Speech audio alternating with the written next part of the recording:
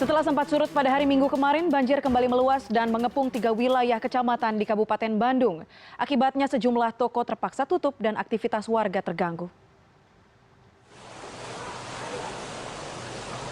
Senin pagi banjir kembali mengepung 3 wilayah kecamatan di Kabupaten Bandung, yakni Kecamatan Dayakolot, Bale Endah, dan Bojong Soang. Di Jalan Raya Dayakolot, Bale Endah, ketinggian air mencapai 30 hingga 80 cm. Akibat aktivitas warga terganggu, sebagian warga menggunakan perahu atau sengaja menerobos banjir dengan berjalan kaki. Banjir di kawasan ini juga memaksa pertokoan untuk tutup sehingga mengganggu perekonomian masyarakat. Toko milik Bapak? Iya, milik saya sendiri. Ini gara-gara banjir jadi tutup atau gimana Pak? Iya, karyawan nggak bisa datang, nggak bisa ke sini, karyawannya juga nggak bisa masuk. Ini sejak kapan sih Pak tutup kayak Ini gini? baru juga kemarin buka sehari. Nah, Sabtu buka, kemarin Minggu. Nah, istirahat, sekarang udah banjir lagi, baru juga jam 6. Nggak tahu ini ada Bandungan, tapi sampai sekarang belum ada harapan apa-apa ya. Mudah-mudahan aja cepet beres ya. Nggak ada pengaruhnya Pak? Kita udah capek gini terus-terusan ya. Banjir juga merendam ribuan rumah warga di Kecamatan Dayakolot, Bale Endah, dan Bojong Soang. Di Kampung Bojong Asih, Kecamatan Dayakolot, ketinggian air berkisar 50 cm hingga 2 meter lebih di titik terdalam. Bahkan tinggi muka air hampir mencapai sejumlah atap rumah warga yang ada di kawasan ini. Ini sebenarnya kemarin sudah surut, cuma semalam hujan besar di wilayah hulu. Jadi ketinggian air naik lagi, walaupun di sini hujannya sedikit, karena di sini kan posisinya itu kiriman. Ya, jadi kalau di hulunya hujan besar, apalagi daerah Majalaya, Pengalengan besar, termasuk Rancaekek, genangannya pasti di Dayakolot. Naik lagi jam berapa tadi? Ini baru mulai naiknya itu dari kemarin sudah surut itu jam 7 malam sudah mulai naik. Nah, puncaknya itu sekitar jam 1, jam 2 puncaknya dini hari ya? Dini hari. Yang tertinggi itu berapa meter Pak di sini? Kalau sekarang sekitar 2 meter 20 lah.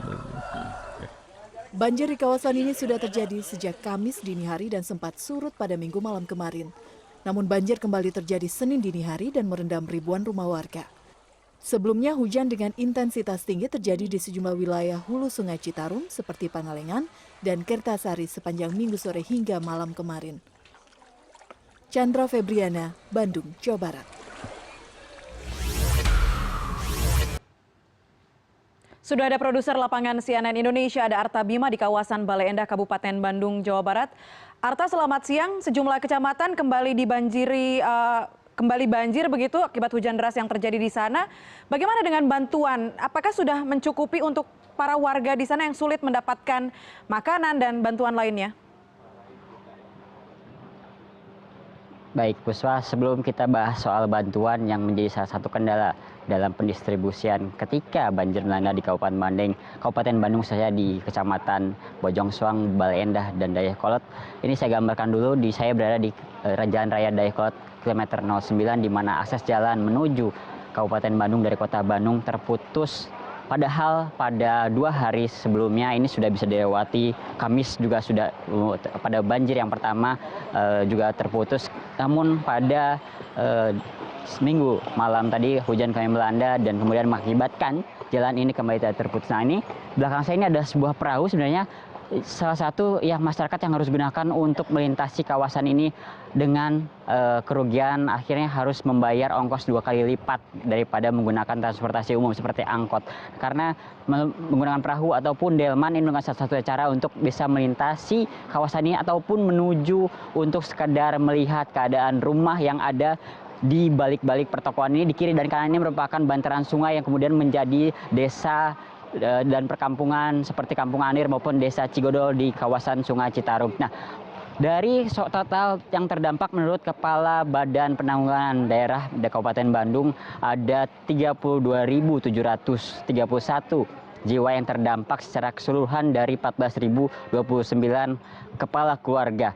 Dan ada beberapa tempat pengungsian yang sebetulnya sudah menjadi sebuah tradisi. Kemudian ketika banjir ini melanda, kemudian warga kembali mengungsi ke tempat pengungsian yang sudah disediakan. Ada 3 tempat yang besar di gedung Balai Endah, ada gedung Kanas, kemudian di Dayakolot ada gedung Aula yang dijadikan salah satu pusat pengungsian, juga beberapa balai-balai RW yang kemudian tidak terkena oleh banjir. Namun persebaran pengungsian ini kemudian tidak di semuanya warga yang terkena dampak ini kemudian mengungsi ke tempat-tempat pengungsian. Secara psikologis ini adalah banjir yang merupakan langganan. Jadi ketika masyarakat melihat ini sebuah banjir, ini tidak lagi melihat sebagai sebuah bencana, namun sebuah hal yang sudah dilalui. Dalam setahun, Puspa, ketika saya memantau beberapa liputan dari beberapa tahun ke belakang, banjir yang disebabkan oleh kerusakan beberapa sektor di kawasan Citarum ini bisa mencapai puluhan kali, sehingga warga sudah terbiasa, warga sudah jenuh dan skeptis dengan program-program yang dibuat oleh pemerintah untuk menanggulangi dan mengendalikan banjir.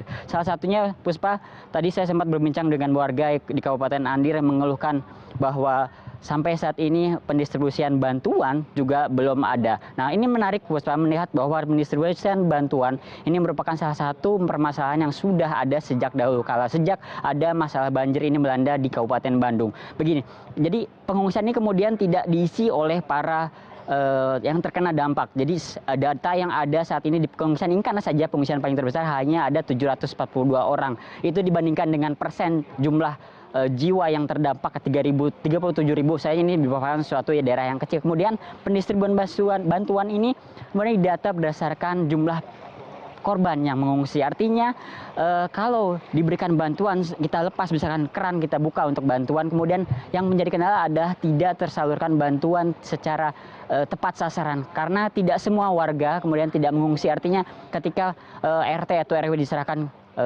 untuk membantu atau mendistribusikan bantuan, ini juga bingung. Pendataan pun kini juga menjadi salah satu kendala. Dari jumlah pengungsian pun tidak hanya 742 selama banjir, ini naik turun, Puspa. Jadi masyarakat di sini tuh ketika banjir mereka mengungsi, ketika tidak banjir mereka kembali, baru kembali ke rumahnya satu hari kemudian banjir lagi. Ini kemudian menjadi proses pendataan ini menjadi salah satu kendala dan akhirnya memicu bahwa pendistribusian bantuan ini kemudian tidak dianggap oleh masyarakat atau tidak terkena adanya bantuan yang berarti dari pemasak. Padahal sebenarnya sudah ada, kalau Anda berkunjung misalnya ke gedung-gedung Kanas pengungsian, memang sudah ada bantuan baik air bersih, makanan untuk bayi, makanan untuk ringan, makanan berat untuk para pengungsi juga sudah disediakan. Namun kembali ini tidak kemudian warga tidak semuanya kembali ke pengungsian ketika banjir ini. Ada yang kemudian kembali ke rumah sanak saudara untuk menumpang ketika banjir, ataupun mengakali dengan menaikkan lantai rumah mereka menjadi 2 tingkat atau 3 tingkat.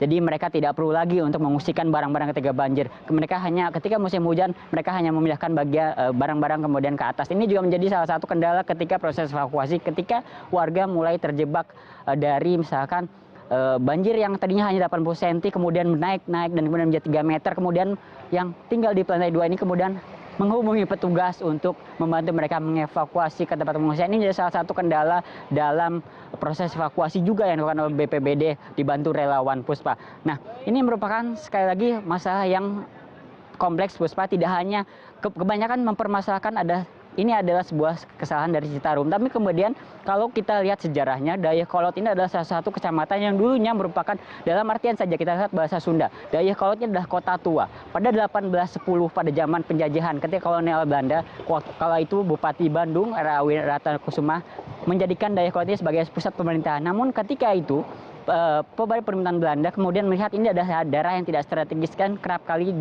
dilanda banjir, kemudian dipindahkan ke daerah yang kemudian tidak terkena banjir, daerah alun-alun kota Bandung yang sekarang menjadi pusat pemerintahan kota Bandung. Dari tahun 1810 saja ini sudah dideteksi sebagai salah satu daerah yang kemudian kerap kali dijadikan bencana banjir. Kemudian di tahun 1970 luas wilayah di Dayakolot yang mencapai 110.000 km ini hanya 90%-nya hanya berupa lahan pertanian. Kemudian di tahun 2000 90% lahan pertanian ini berubah menjadi daerah pemukiman penduduk yang akhirnya meringsek ke bantaran-bantaran sungai Citarum. Jadi ketika luapan air Citarum ini tidak mampu menampung air dari cekungan Bandung, dari daerah tangkapan air yang tidak hanya berasal dari Kabupaten Bandung, namun juga dari Kota Bandung, Kabupaten Bandung Barat dan sekitarnya meluap, dan tentu ini akan membanjiri beberapa desa di Kecamatan Balai Endah, Dayakolot dan Bojong Soang di Kabupaten Bandung, Puspa. Arta, singkat saja, permasalahan ini sudah cukup lama dirasakan oleh masyarakat di Kabupaten Bandung, khususnya Dayakolot dan sebagainya. Ada solusi yang dilakukan oleh pemerintah daerah, membangun terowongan Najung kalau tidak salah. Nah, prosesnya sampai saat ini seperti apa untuk meminimalisir banjir yang terjadi di sana? Baik, Puspa. Program pemerintah ini sudah sejak ada, jadi tidak ujuk-ujuk pada tahun ini ketika banjir. Kita review sedikit dari tahun 2000 awal sampai 2003 ada program pemerintah yang bernama Citarum Bergetar. Itu juga merupakan salah satu solusi yang dicanangkan pemerintah Provinsi Jawa Barat untuk menyelesaikan dan mengendalikan banjir di kawasan Citarum, terutama di daerah Kabupaten Bandung. Kemudian program ini direvisi pada tahun 2010 dengan menggunakan anggaran pinjaman dari Asian Development Bank mencapai triliunan rupiah. Anda bisa cek ini di citarum.go.bappenas.co.id. Ini merupakan Citarum terpadu. Kemudian 2013 dirubah lagi menjadi salah satu agenda kampanye dari Ahmad Heriawan yang kali itu menjabat sebagai Gubernur Provinsi Jawa Barat menjadi Citarum Bestari. Misinya ada 2018 air Citarum bisa diminum dan tidak ada banjir. 2018 meleset kembali. Akhirnya pemerintah pusat melalui Menko Maritim dikomandoi oleh Satgas Pangdam 3 Siliwangi kemudian menciptakan program Citarum Harum yang saat ini sudah berlangsung dari tahun 2018. Dari 2018 saya salah satu programnya adalah membuat tadi yang terowongan Jompong tadi untuk meminimalisir atau mengendalikan banjir di daerah Kabupaten Bandung, Cimahi dan sekitarnya. Kemudian ada pembangunan kolam retensi Cienteng tidak jauh dari tempat saya berada, 300-an meter di belakang, menghabiskan dana 100 miliar dengan luasan hektar 8,7 hektar dapat menampung 300.000 kubik air. Ini juga menjadi salah satu sebenarnya solusi yang ditawarkan oleh pemerintah. Namun retensi sudah dibangun, banjir tetap melanda di kawasan ini. Jadi Puspa, ini tidak hanya masalah di seputaran Sungai Citarum, ada permasalahan di hulu sebagai tangkapan air yang kemudian sekarang secara kasat mata Anda kalau berkunjung ke Kota Bandung melihat daerah-daerah pegunungan Mangkok atau Cekungan Bandung ini, daerah resapan air ini sudah mulai berubah menjadi salah satu kawasan hunian, perumahan ataupun tanaman-tanaman keras yang dulunya mampu mengikat air ketika hujan turun, kemudian dirubah menjadi lahan-lahan pertanian yang tidak mampu mengikat air sehingga menyebabkan erosi kemudian sedimentasi pendangkalan di Sungai Citarum. Tidak hanya itu Puspa, ada juga sampah yang kemudian kalau saya ada data yang dari riset yang oleh peneliti ITB disebutkan bahwa 60% sampah di kawasan Citarum ini merupakan sampah domestik. Artinya warga juga turut menyebabkan adanya banjir yang melanda di kawasan Citarum.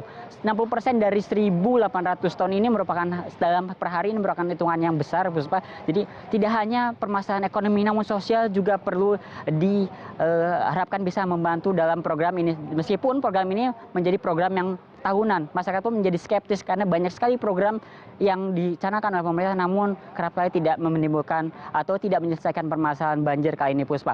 Dan Citarum ini merupakan panjangnya 269 km dari pusatnya di Gunung Cisanti, di hulu Sungai Cisanti.